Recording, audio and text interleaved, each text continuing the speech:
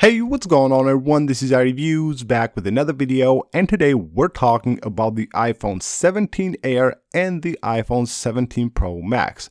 Now, during the past few days, we had a lot of reports, a lot of leaks regarding the design, as well as, of course, the new specs and the new features that are coming to these devices. Of course, these are expected to be released later this year, but we already have a ton of information regarding these devices. So in today's video, we're going to compare the iPhone 17 Air and the 17 Pro Max, which is of course the top of the line when it comes to the new iPhones. So let's go ahead and take a look at these two devices based on everything that has been reported and leaked until now, and see what are the differences that we have to expect between these two devices.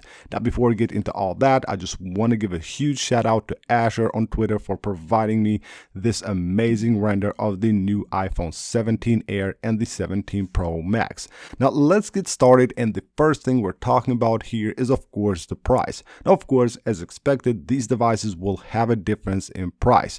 The iPhone 17 Air is expected to start at $899, while you will have to pay $300 more for the iPhone 17 Pro Max, which is expected to start at $1,199. Now, there will be, of course, a difference here on the displays as well. While the difference here only will be on the size of the display, because both of the devices are expected to feature a 120 Hz display, but the size here is different. The iPhone Air will feature a 6.6-inch display, while it will be a bit bigger on the iPhone 17 Pro Max, which will be at 6.9 inches, which is of course always a great thing. To have a bigger display is always awesome. Now, for the chip, both of them of course are using the new A19 chip from Apple, but the iPhone 17 Pro Max will feature the A19 Pro, while the A19 will be on the iPhone 17 Air. Now, there will be a big difference here, of course, when it comes to the camera setup. The new iPhone 17 Air is expected to feature only one camera. That will be the 48 megapixels wide camera, while the iPhone 17 Pro Max, as expected, of course, will have the 3-camera setup as usual, where we have a 48 megapixels wide camera alongside with the ultra wide camera and the telephoto camera, both of these also being at 48 megapixels. Now, when it comes to the cameras, there won't be a difference on the front facing camera, which is expected to be the exact same on both devices. 24 megapixels on the front camera for the iPhone 17 Air as well as the 17 Pro Max. Now, there will be quite a big difference when it comes to the RAM memory. The iPhone 17 Pro Max is expected to feature a 12 gigabytes of RAM memory, while there will be only 8 gigabytes of RAM memory on the iPhone 17 Air, which will most likely be the exact same on the iPhone 17 as well. Now, of course, there will be difference on the storage as well. The starting storage for the iPhone 17 Air is rumored to be at 128 gigabytes. That's why, of course, even the price is cheaper, while the iPhone 17 Pro Max is expected to feature a 256 gigabytes as a start, of course, because of course then if you want to pay more, you can move to 500 and then of course in 1 terabyte of storage on your iPhone. Now, what's really interesting based on the rumors and the reports that we got is the modem coming to these iPhones. Now, the iPhone 17 Air is expected to feature a modem from Apple, while the iPhone 17 Pro Max is expected to feature a modem from Qualcomm. That's really interesting. Now, of course, there will be huge differences in design. The iPhone 17 Pro Max, of course, has a new design based on all the reports and everything that we got, but despite the camera in the back, it doesn't actually look much different.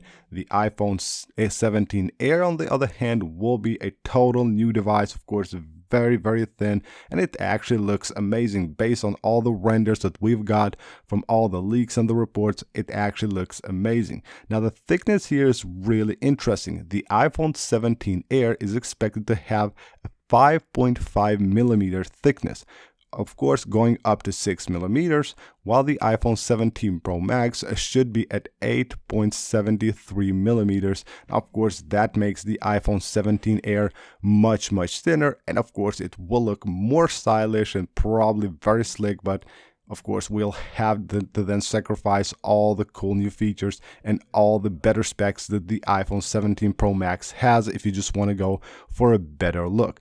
Now, this year, the iPhone 17 Air is expected to feature also the always-on display, which is, again, not a feature that you see on like normal iPhones. Usually, only the Pros will actually have this feature. And one feature coming to the iPhone 17 Pro Max that you won't be able to actually get on the iPhone 17 Air will be the anti-reflective display. This is actually a really interesting new feature coming to the iPhone 17 Pro Max, which most likely will be on the iPhone 17 Pro as well, but don't expect it to see on other like cheaper devices.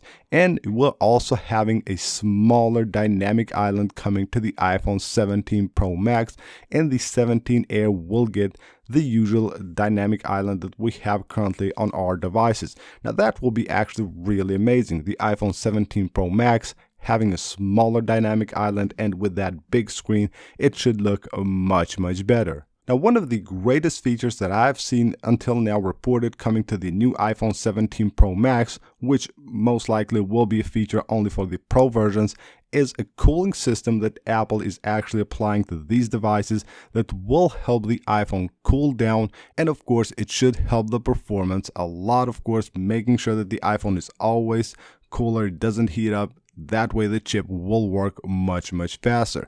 But when can we expect these devices to actually be released? Well, if history is any indicator, we'll have these devices released in September. As usual, always we have new devices released in September. Well, I would expect Apple to actually hold the new iPhone event somewhere around the middle of September, most likely the 15th of September. That is the day, of course, that we will see the new devices, all the specs and everything else, the pricing, and of course the release date. But the problem here is just to know the actual date for the event, because then we know when they will be released. So if the event is held on the 15th of September, expect the new iPhones to actually go on like pre-order on the 19th of September. Usually that's how things work, and that's how Apple does things. So the 15th should be the day of the event, the 19th the pre-order, and then the 26th of September will be the date where Apple will start actually shipping these new devices to their users. Now, meanwhile, in the meantime, here in the 22nd of September, most likely will be the date of the release of the new iOS 19. Now, if you haven't seen one of my previous videos where I talk about iOS 19 and everything that is going on with this update, you should check it out. I will leave a link right there in the card. This update is amazing. The reports are that there will be a totally new revamped iOS update, something that we haven't seen since the release of iOS, much bigger than iOS 7, and that compared with these new devices should actually be amazing. So that's basically it for this video, guys. Hope you guys enjoyed the video and found it helpful. If you did, make sure to smash that like button, and of course subscribe for more videos like this, and I will see you on the next one.